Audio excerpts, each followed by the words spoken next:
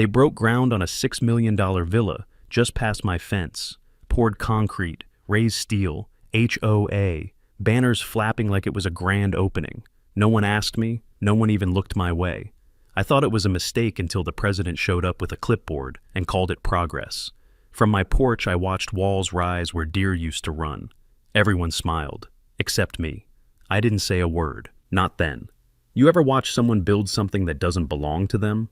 Yeah, same. Let me tell you what happened next. Drop your stories in the comments.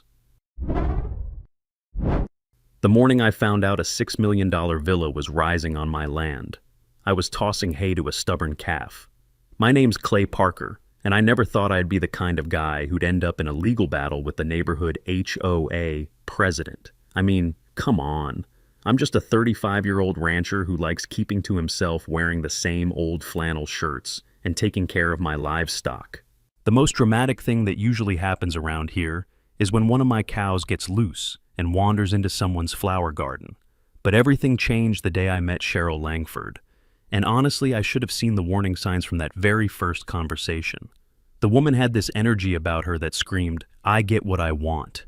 And looking back, I realized she'd probably been eyeing that vacant lot for months before I even knew it existed.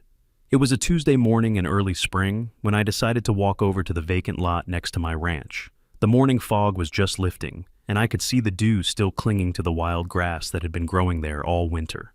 I'd been eyeing that piece of land for months, thinking it would be perfect for expanding my grazing area. My cattle operation wasn't huge by Texas standards, but it was growing, and I needed more space for rotation. The grass was already growing wild, and it just seemed like a natural extension of my property. I wasn't even sure who owned it at the time, which, looking back, I probably should have researched before approaching anyone about it, but I figured what's the harm in asking around? So I walked over to where I saw this blonde woman in an expensive-looking pantsuit standing near the property line. She was talking on her phone about development opportunities and neighborhood standards.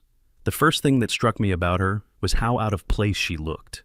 Here's someone wearing what had to be a $1,000 business suit, standing in a field that hadn't been mowed in 6 months, talking loudly into her phone like she owned the entire county. Her heels were sinking into the soft earth, but she didn't seem to care. She was gesturing dramatically with her free hand, and I caught fragments of her conversation. Something about upgrading the demographic and property values in the 6 figures. When she hung up, I approached her with what I thought was a friendly smile. "Excuse me, ma'am. I'm Clay Parker from the ranch next door. I was wondering if you might know who owns this lot. I'd be interested in purchasing it if it's available."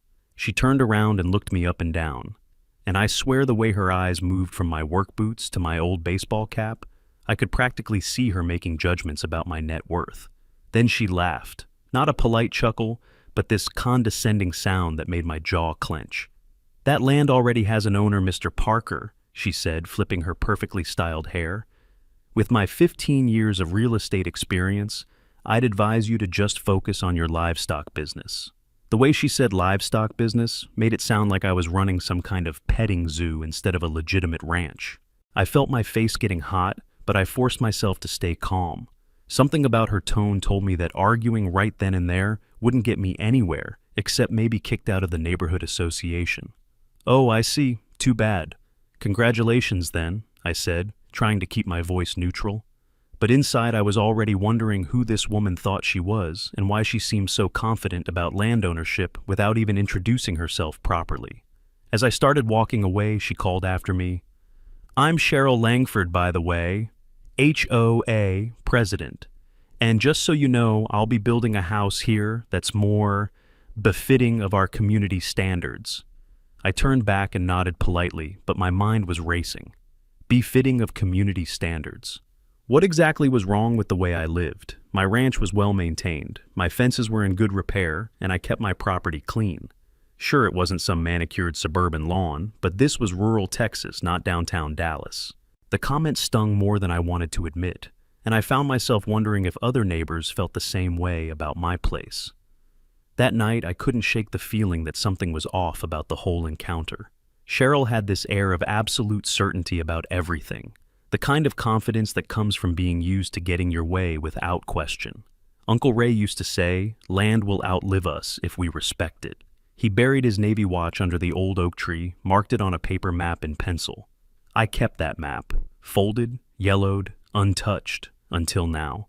I'd dealt with plenty of difficult people in my life, but there was something particularly grating about someone who'd dismiss you before even learning your name properly. As I sat on my porch with a beer looking out at that vacant lot, I made a decision that would change everything. Instead of just accepting her word about the land ownership, I was going to do some digging of my own. I mean, 15 years of real estate experience sounds impressive and all, but I've learned that the most confident people are sometimes the ones who make the biggest mistakes. The next morning, I announced to my neighbor, Mrs. Johnson, that Cheryl was planning to build something major on that lot. Word travels fast in small communities, and within a week, everyone knew about Cheryl's grand construction plans. She even held this impromptu neighborhood meeting at the community center where she talked about her vision for raising property values and creating a more sophisticated residential environment. I sat in the back listening to her describe this massive house she was planning, complete with imported materials and luxury features that seem completely out of place in our rural setting. Looking back, I should have spoken up right then, but something told me to keep quiet and see just how far she was willing to go with this project. Call it intuition, call it stubbornness, but I had this nagging feeling that Cheryl's confidence might be her downfall. The way she talked about property boundaries and zoning regulations with such certainty, it made me wonder if she'd actually done her homework, or if she was just assuming that her 15 years of experience would carry her through. I didn't stop her. I let her build. Because when the last nail was hammered, I'd own every inch. That same night, after listening to Cheryl's grand presentation about her future mansion, I found myself unable to sleep. There was this nagging feeling in the back of my mind, like when you know you've forgotten something important but can't quite put your finger on what it is. Around 2 a.m, I gave up on sleep entirely and decided to head up to my attic. I'd inherited this ranch from my uncle 5 years ago, and honestly, I'd never bothered to go through all the old paperwork he'd left behind. Uncle Bill had been meticulous about record keeping, almost obsessively so, and he'd left behind boxes upon boxes of documents, old receipts, property records, the kind of stuff that seems boring until suddenly it becomes the most important thing in the world. The attic was cramped and dusty with exposed beams that I had to duck under every few steps. Uncle Bill had organized everything with military precision, labeling each box with neat handwriting that detailed the contents and date ranges. I pulled down box after box, sneezing from the dust, and wondering if I was just wasting my time. Most of it was exactly what you'd expect: tax records from the 1970s. Insurance papers, receipts for farm equipment that probably hadn't worked in decades. There were photos of the ranch from when Uncle Bill first bought it, showing how different the landscape looked 40 years ago. But then in this old tin box that looked like it had been sitting there since before I was born, I found something that made my heart stop. It was a hand-drawn property map from 1980, with boundary lines clearly marked in red ink, signed by a county surveyor whose name I didn't recognize. The map was drawn on heavy paper that had yellowed with age, but the lines were still crisp and clear. I'm not even sure why I decided to compare it with the modern property maps I had downstairs. Maybe just curiosity, maybe some kind of instinct I can't explain. I carefully carried the old map down to my kitchen, where I had a folder of current county records. When I laid those two maps side by side on my kitchen table, under the bright fluorescent light, I had to read the measurements 3 times before I could believe what I was seeing. According to the original documentation, my property line extended 50 meters further east than what was shown on the current county records. 50 meters. That might not sound like much, but when I walked outside with a flashlight and paced it off using the old fence posts that were still standing, it meant that a significant portion of the land Cheryl was planning to build on actually belonged to me. I walked to the eastern boundary at sunrise, camera in hand, GPS around my neck marking every misplaced stake like they were sins on a map. The moon was nearly full, casting long shadows across the field, and suddenly everything looked different. That wasn't just some random piece of land that happened to be next to my ranch. That was my land. Land that had somehow gotten lost in the shuffle of paperwork over the decades. I could see the old surveyor markers if I looked carefully. Metal stakes driven deep into the ground, now mostly hidden by tall grass and time. The property lines had been redrawn at some point, probably when the county updated their records in the 1990s, and somehow my true boundaries had been overlooked or misrecorded, I won't lie. My first instinct was to march over to Cheryl's house right then and there, bang on her door, and wave these old maps in her face. But something held me back. Maybe it was the memory of how dismissive she'd been during our first conversation, or maybe it was some deeper instinct telling me to think this through more carefully. One of the crew waved at me. "Checking boundaries again, cowboy?" I nodded. Didn't smile. He didn't wave next time. I spent the rest of that night sitting at my kitchen table, drinking coffee, and staring at those maps. The more I thought about it, the more I realized that confronting Cheryl immediately might not be the smartest move. She had 15 years of real estate experience, remember? She probably had lawyers, connections, resources that I couldn't even imagine. If I challenged her property claim right now, it would be my word and some old maps against whatever documentation she had. She'd probably find a way to dismiss the evidence or tie me up in legal proceedings that I couldn't afford. But what if... And this is where my plan started forming. What if I let her go ahead with her construction project? What if I documented everything, gathered evidence, and waited until she'd invested significant time and money before revealing the truth? It sounds ruthless when I put it like that, but honestly, after the way she'd treated me, I wasn't feeling particularly generous. Plus, there was a practical consideration. If I challenged her property claim before she'd built anything, it would be my old maps against whatever documentation she had. But if I waited until after she'd constructed a $6 million mansion on my land, well, that would create a much clearer legal situation. The more I thought about it, the more sense it made. Cheryl was so confident, so certain, that she knew better than everyone else. Let her proceed with that confidence. Let her invest her money, her time, her reputation in this project. And then when everything was complete and she was celebrating her achievement, that's when I'd reveal that she'd built her dream house on someone else's property. I gathered up all the documents, made copies of everything at the local library the next day, and started planning how I was going to document every step of her construction process. I bought a camera with a good zoom lens, started keeping a detailed journal, and even researched property law at the county courthouse. Looking back, I'm still not sure if I was being incredibly patient or incredibly cruel, maybe both. But one thing was certain. If anyone found out about these old maps and questioned my decision to stay quiet, I laid out the deeds on my kitchen table like war plans. I didn't need to guess anymore. I needed a witness. Within 2 weeks of that neighborhood meeting, the construction crews started showing up. And let me tell you, these weren't your typical local contractors driving beat-up pickup trucks. These were professional outfits with matching uniforms, expensive equipment, and the kind of organized efficiency that screams, money is no object. I watched from my kitchen window as they set up a temporary office trailer and started surveying the land. My land, though, they had no idea.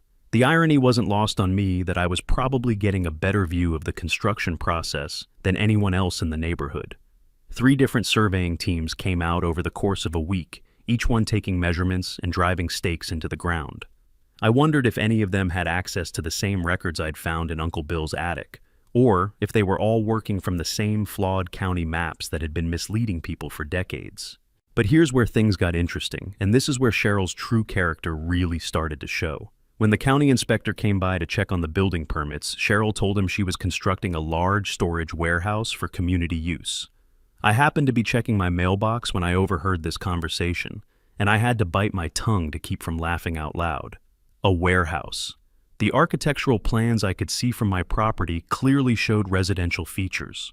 Large windows, multiple levels, what looked like a swimming pool area. I could see the blueprints spread out on the folding table they'd set up. And there was nothing about those plans that suggested commercial storage. But apparently calling it a warehouse helped her avoid some of the more complicated residential building regulations and reduced her permit fees significantly. Smart move, I had to admit. Completely dishonest, but smart. The construction moved faster than I expected, and I soon realized why Cheryl was in such a hurry. Within a month, the foundation was poured and the framing was going up, and it became obvious that she was trying to get as much done as possible before anyone could raise questions about the project. I made it a habit to walk by the site every day, usually around lunchtime, when the workers were taking their break. I'd stop and chat with them, playing the role of the curious neighbor who was impressed by the scale of the project. "Wow, this is some warehouse," I'd say, and most of the workers would just grin and shake their heads. They knew exactly what they were building, and it wasn't storage space. One guy, Mike, who seemed to be the foreman, eventually told me, Between you and me, I've never seen a warehouse with a master suite and a 3-car garage. I laughed and said something about how storage needs were getting more sophisticated these days. During one of these conversations, I asked Mike about the project budget, just making casual conversation. His answer nearly knocked me over. "The lady's spending close to $6 million on this thing," he said, wiping sweat from his forehead. "Custom Italian marble, imported hardwood floors, even a wine cellar with climate control. Whatever she's storing in there, it must be pretty valuable. $6 million. I went home that day and sat on my porch looking at the construction site and trying to wrap my head around that number. Cheryl was building a $6 million mansion on my property, and she had absolutely no idea. The scope of her investment was staggering. Professional landscaping, a swimming pool that looked like something from a resort, and interior finishes that belonged in a magazine. Every day that passed, every dollar she spent was making my eventual legal position stronger. As the weeks went by, the warehouse became more and more obviously residential, and the neighbors started taking notice. The large windows went in, revealing interior spaces that were clearly designed for living, not storage. The swimming pool excavation started, complete with a hot tub and what looked like a poolside bar area. I could hear the neighbors talking when they walked by. Some impressed, others slightly resentful that their own homes looked modest by comparison. Mrs. Johnson stopped by one evening and mentioned how the construction noise was getting on her nerves, but even she had to admit that it was going to be a beautiful house. House, not warehouse. It seemed like everyone in the neighborhood knew what was really being built, except for the county officials who'd approved the permits. I continued my daily documentation routine, taking photos from multiple angles and keeping detailed notes about the construction progress. I documented every truck that delivered materials, every subcontractor who worked on the site, every stage of construction as it progressed onto my land. Every day, more of the structure extended onto my property, not just a little bit. We're talking about major portions of the foundation, probably 30% of the total footprint. I measured it myself one evening after the workers had gone home, using the old surveyor's markers that were still embedded in the ground from decades ago. The evidence was undeniable, but I kept it to myself. Cheryl would drive by periodically in her luxury SUV, sometimes stopping to direct the workers or inspect the progress. She never once acknowledged me during these visits, which was fine by me. She walked the fence line, spray painting a neon orange arc that clipped my south gate. "That your boundary now?" I asked. "It could be unless you object. HOA's Golden Enforcer. Same voice, same folder, same contempt." The less attention I drew to myself, the better. By the end of the 3rd month, it was clear that this was going to be the most impressive residential property in our entire area. The kind of house you'd expect to see in an upscale suburb, not in our rural community. I had to admit, despite everything, that Cheryl had good taste in architecture. The stonework was beautiful, the proportions were elegant, and the setting was genuinely spectacular. It was going to be a beautiful house, a beautiful $6 million house built on my land with her money. But as I watched her investment grow day by day, one question kept nagging at me. What would happen when she finally discovered the truth? She thought I was just another silent rancher, but I wasn't staying quiet. I was building a timeline. The turning point came on a bright Thursday morning in late summer, and I knew from the moment I saw Cheryl's SUV pull up that this day was going to be different. I was having my coffee on the porch, enjoying the cool morning air before the Texas heat really kicked in, when I saw her vehicle followed by one of the construction trucks. She got out wearing another one of her expensive outfits. This time, a cream-colored business suit that probably cost more than most people spend on clothes in a year. She was carrying a folder and had that determined look on her face that I'd learned to recognize as her "I'm about to get my way" expression. Mike, the foreman, met her at the construction site, and they spent several minutes looking at blueprints and pointing at various parts of the property. I could see them gesturing toward my fence line, and I had a pretty good idea what they were discussing. Then they both started walking toward my house, and I knew this was going to be interesting. I finished my coffee, took a deep breath, and went out to meet them at the property line. Well, what Cheryl thought was the property line. "Good morning, Mr. Parker," she said in that artificially sweet tone that people use when they want something.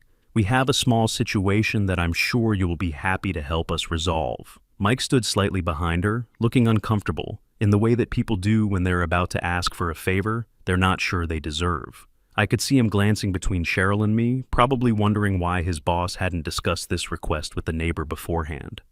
"What can I do for you, Mrs. Langford?" I asked, though I was pretty sure I already knew where this was heading.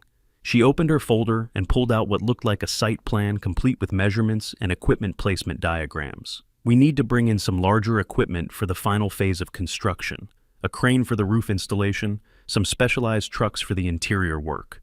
The thing is, we need about 10 more feet of clearance to maneuver safely. She gestured toward my temporary fence, which I had very deliberately positioned exactly on the true property line according to those old maps. Would it be possible for you to move your fence back just a little? It's only temporary, of course, and we'll restore everything to its original condition when we're finished. I pretended to consider this request seriously, walking over to examine the fence as if I'd never thought about its placement before. That week, I sent a certified letter to the HOA office requesting all zoning permits, survey maps, and architectural approvals. I didn't sign it with my full name, just 3 initials and a case number.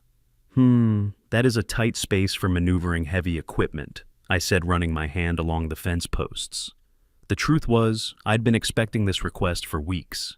The fence was positioned in exactly the spot that would create maximum inconvenience for anyone trying to complete construction on that lot. But moving it would allow Cheryl to push even further onto my property, which was exactly what I wanted her to do. You know what, Mrs. Langford, I don't see any problem with that. We're all neighbors here, right? The relief on her face was almost comical. Oh, thank you so much, Mr. Parker.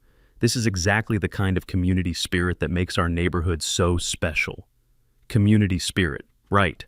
I helped Mike and his crew move the fence back another 15 feet, which gave them plenty of room for their equipment and also gave Cheryl the opportunity to expand her construction even further onto my land. She supervised the fence removal like she was conducting an orchestra, making suggestions about where to position the temporary markers. She was generally acting like she was doing me a favor by letting me help with her project. What do you think? Was I being too generous, or was this exactly the right move? Over the next few weeks, the construction expanded into the newly available space, exactly as I'd hoped it would. The pool deck got bigger, extending well into what I knew was my territory. The driveway was extended further, with expensive decorative stonework that probably cost more than my annual ranch income. Additional landscaping features were added that wouldn't have been possible with the original boundary limitations. Mature trees, elaborate garden beds, even a small gazebo that was positioned squarely on my land. Every square foot of expansion was another square foot of $6 million improvements being made to my property at Cheryl's expense. I documented everything with photos and videos, maintaining detailed records that would leave no room for argument later. What amazed me most was how naturally Cheryl seemed to assume that she had the right to use my land. She never asked about extending the construction beyond our agreed-upon fence line. She just did it. Workers started storing materials on my side of the original boundary. Construction equipment was parked overnight on what she had to know was not part of her lot. But she carried on as if the entire area was hers to command, and I let her. Every day my legal position got stronger, and her investment got bigger. I started to feel almost sorry for her. Almost. The HOA. Notice arrived on a Tuesday, hand delivered by some kid who couldn't have been older than 16 and looked like he'd rather be anywhere else in the world. I pinned the HOA notice on the fridge right next to Uncle Ray's discharge papers. One was a lie, the other was service. The letter was full of formal language about community standards and property maintenance requirements. But the message was clear enough. I was being cited for having non-compliant fencing and unauthorized agricultural structures on my property. The irony was rich. Here I was being fined for property violations, while Cheryl was building a $6 million mansion on land that actually belonged to me. The notice gave me 30 days to remediate the violations, or face escalating fines and potential legal action. You can comply the easy way, she said during her follow-up visit 3 days later, or get buried in paperwork. The threat was delivered with the same sweet smile she'd used when asking me to move my fence. One document had my parcel listed as pending reassignment, but with no signature, no approval stamp. It wasn't just overreach anymore, it was forgery. The internal conflict was real, though. There were nights when I'd lie awake wondering if I was doing the right thing. Was I being patient and strategic, or was I just being cruel? Should I have spoken up earlier and saved everyone a lot of trouble? But then I'd remember that condescending laugh from our first meeting and the way she'd dismissed me without even trying to understand my situation. She'd made assumptions about me based on my appearance and my profession, and now she was making assumptions about property ownership without doing proper research. Maybe this was exactly the lesson she needed to learn. But as her mansion neared completion, I couldn't shake one nagging doubt. Was I letting this go too far? By Friday, I had a folder of violations thicker than her villa's blueprints. All I had to do now was wait for her to finish. By late fall, the mansion was nearing completion, and it was honestly breathtaking. The exterior was finished in natural stone, with massive windows that caught the morning light perfectly, creating this warm glow that made the whole structure look like something from an architectural magazine. The landscaping was magazine-worthy, with imported plants and a sophisticated irrigation system that probably cost more than my pickup truck. Cheryl had hired a professional landscape architect from Dallas, and the results were stunning. Rolling lawns, carefully planned flower beds, and mature trees that had been transported on massive trucks and planted with surgical precision. The swimming pool was operational, complete with underwater lighting and a waterfall feature that created this peaceful sound you could hear from my porch. If I hadn't known the truth about the property boundaries, I would have been genuinely impressed by what Cheryl had accomplished. But the closer the project came to completion, the more arrogant Cheryl became, and her behavior started to really get under my skin. She started hosting what she called pre-opening tours for selected neighbors and friends from the city. I didn't look up this time, I just listened. That engine had become my war drum. I'd watch from my kitchen window as expensive cars pulled up and well-dressed people walked around the property, pointing and nodding appreciatively while Cheryl led them through explanations of various features. The way she talked about her vision and her investment made my jaw clench every time. Her investment built on my land, using my property to increase the value of her project. She'd gesture grandly toward the pool area, which was positioned entirely on land that belonged to me, describing how she'd transformed this rural space into something sophisticated. One Saturday afternoon, she was showing the place to what looked like a real estate photographer when she noticed me working in my garden. She actually walked over to the fence line and called out, "Hey, Clay, you'll have a great view of my pool from your house. Isn't that wonderful?" The photographer was taking pictures of the pool area from multiple angles, and I realized she was probably planning some kind of publicity for the project. "That's quite a view, all right," I replied, thinking about how much I was going to enjoy that pool once the legal situation got sorted out. The irony was almost too much to bear. She was literally inviting me to admire improvements she'd made to my own property. Through the cracked barn window, I saw lights flicker on across the villa's upper deck. Champagne flutes clinked. Someone toasted to progress. I wondered if they knew they were celebrating in my living room.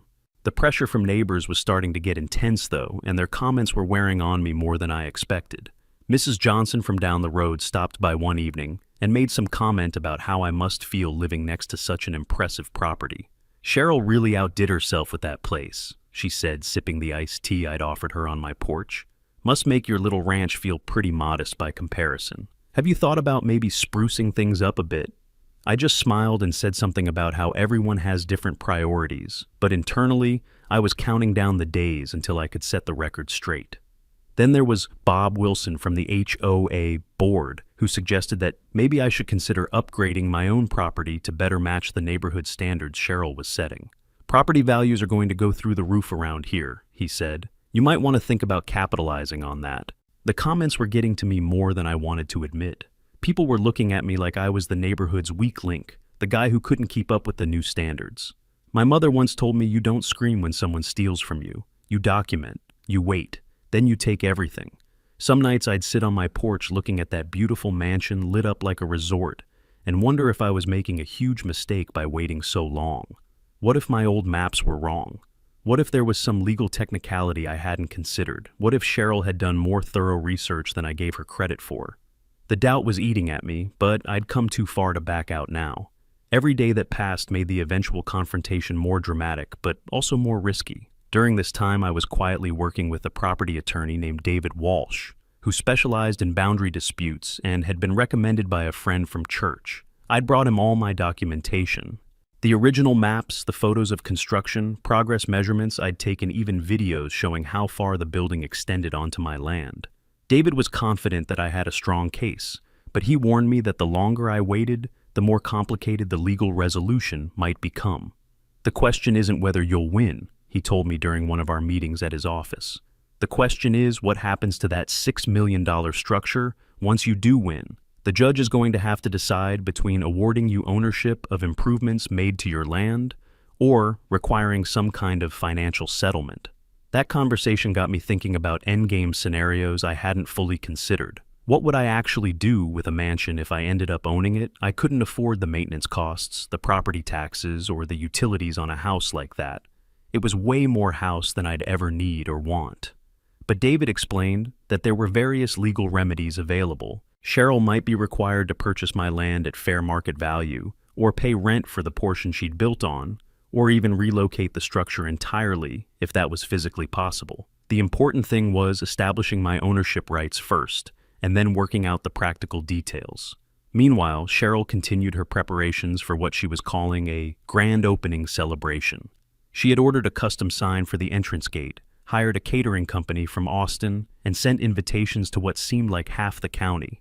The invitation that showed up in my mailbox was probably included by mistake, since we'd barely spoken since that fence-moving incident months earlier. But seeing it in my hands with the date and time printed in elegant script made me realize that the moment of truth was finally approaching. Soon, very soon, Cheryl was going to learn that her dream house was built on someone else's property.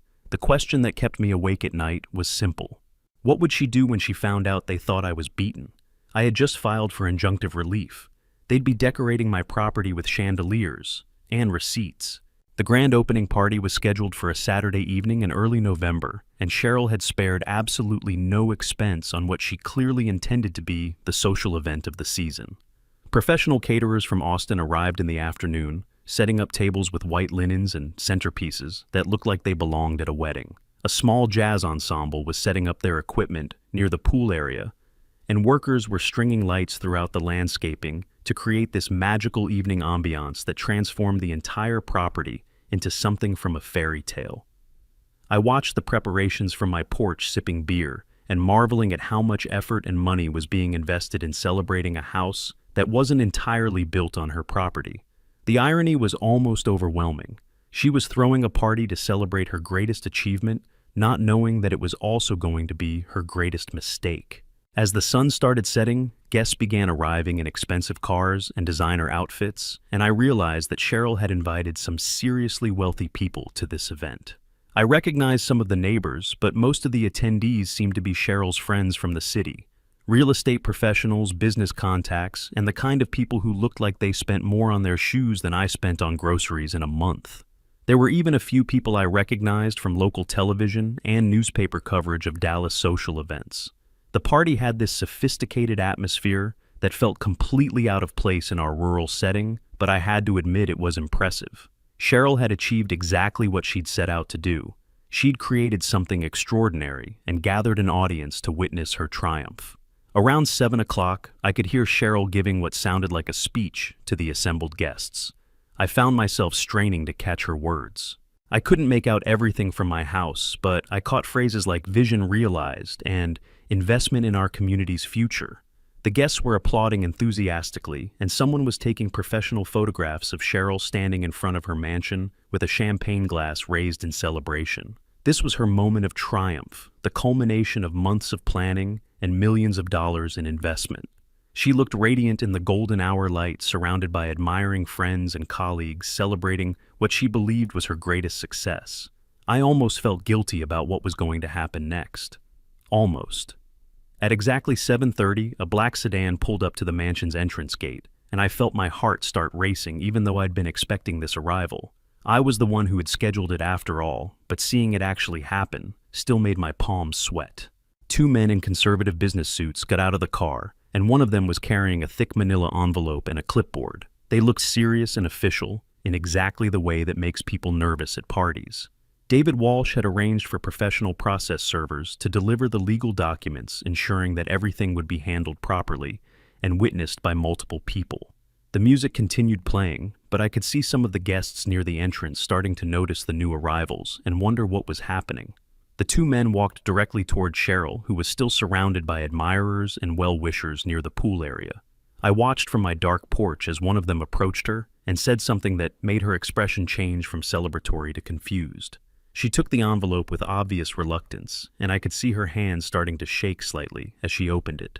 The contents included copies of the original property maps, a formal legal notice about the boundary dispute, and a comprehensive packet of evidence documenting how much of her construction had taken place on my land. There were photographs, measurements, historical records, and a detailed legal brief that David had prepared explaining my ownership claims.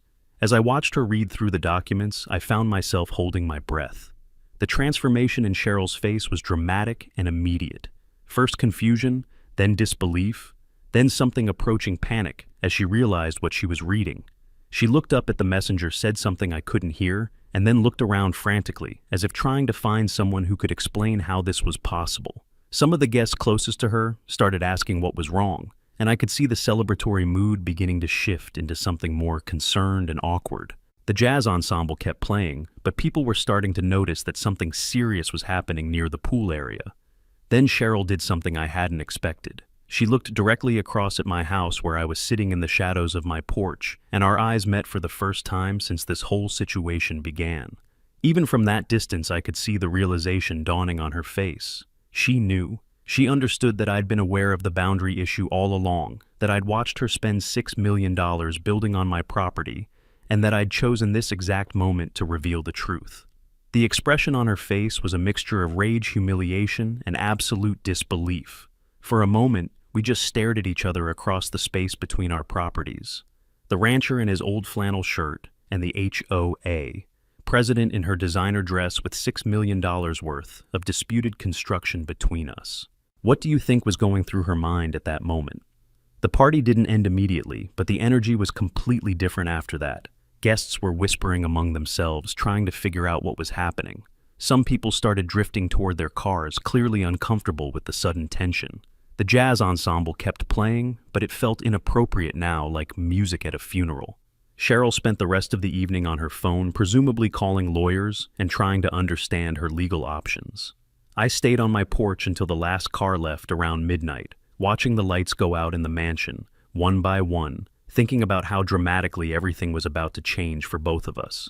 Would Cheryl fight back with everything she had, or would she accept defeat and try to salvage what she could? The legal proceedings moved faster than I expected, and within 2 weeks of the grand opening disaster, Cheryl had assembled what looked like a small army of attorneys who specialized in property disputes and construction law. David Walsh warned me that she wasn't going to go down without a serious fight, and he was right. They requested an emergency hearing to challenge my ownership claims and argue for some kind of settlement that would allow her to keep the house. I'll give her credit for fighting. She wasn't going to give up $6 million without exhausting every possible legal avenue. But when you're arguing against original surveyor maps, decades of property records, and photographic evidence of construction encroachment, you're fighting an uphill battle from the very beginning. The day of the court hearing, I wore my best suit and tried to look like someone who deserved to win a $6 million mansion. The courthouse was packed with local residents who had heard about the case, and there were even a few reporters from regional newspapers who were covering what they called the property dispute of the decade. Cheryl showed up with her legal team and what looked like a folder full of documents that she hoped would somehow prove her case. She'd clearly invested significant money in this legal defense, bringing in experts and consultants who testified about everything from historical property records to modern surveying techniques. Her argument was essentially that she'd purchased the land in good faith, relied on county records that showed clear ownership, and invested substantial money based on information she believed to be accurate.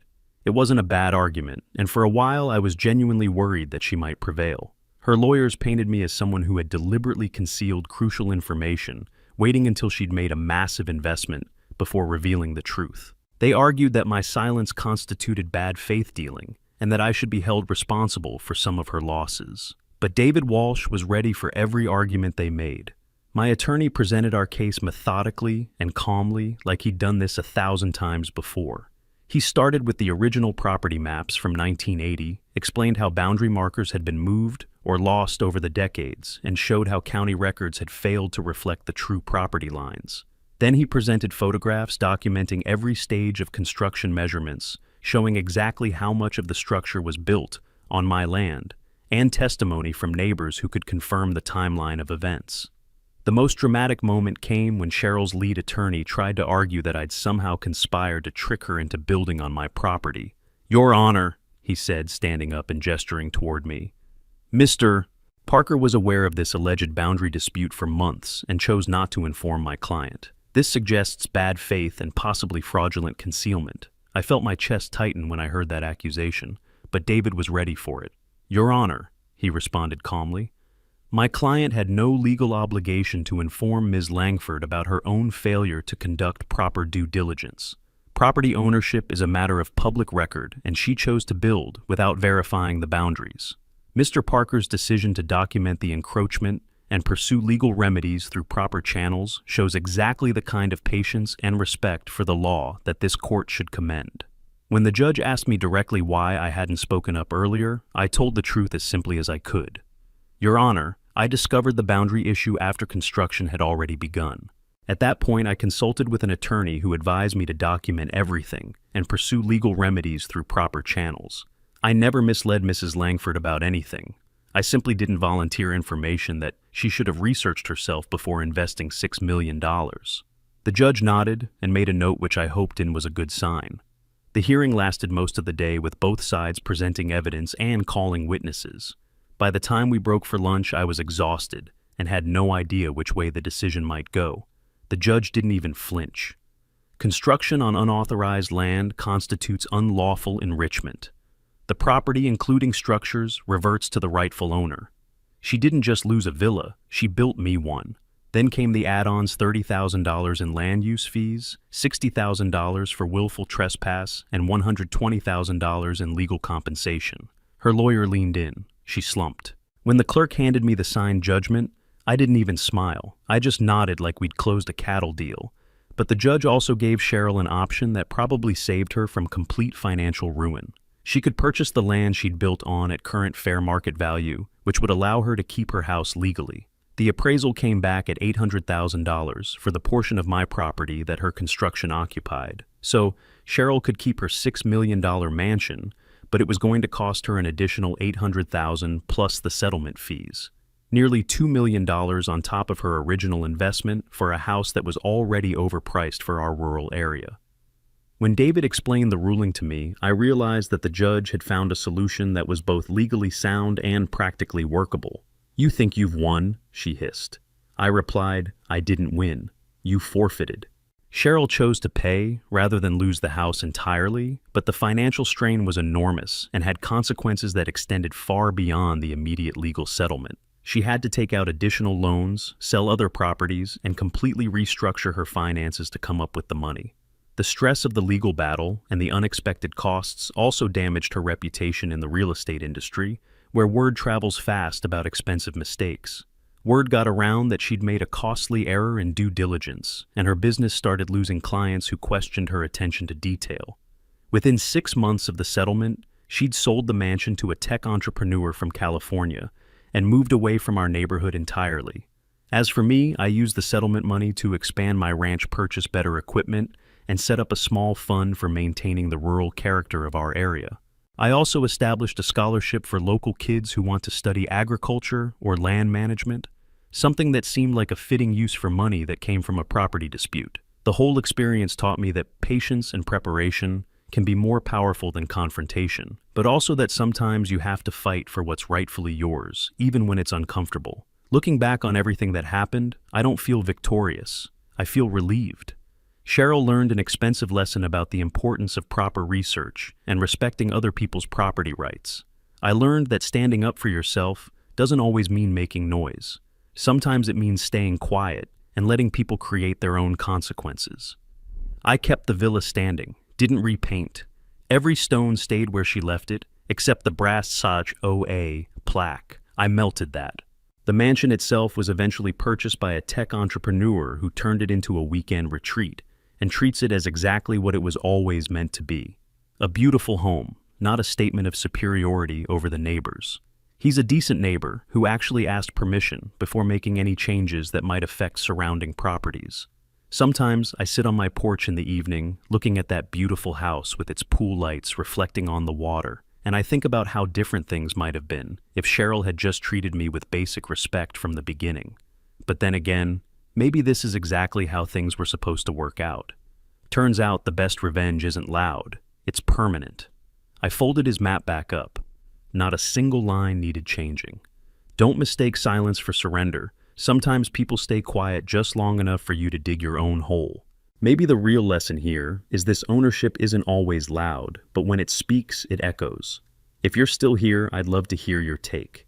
Have you ever seen justice unfold this slowly and this sharp? Drop it in the comments, I read them all. And if this story hit right, and you'd like to support the channel, you can tap that little thanks button below. Catch you in the next one. That's it for now from QA Stories. Make sure you're subscribed and the bell's on. The next story might just top this one.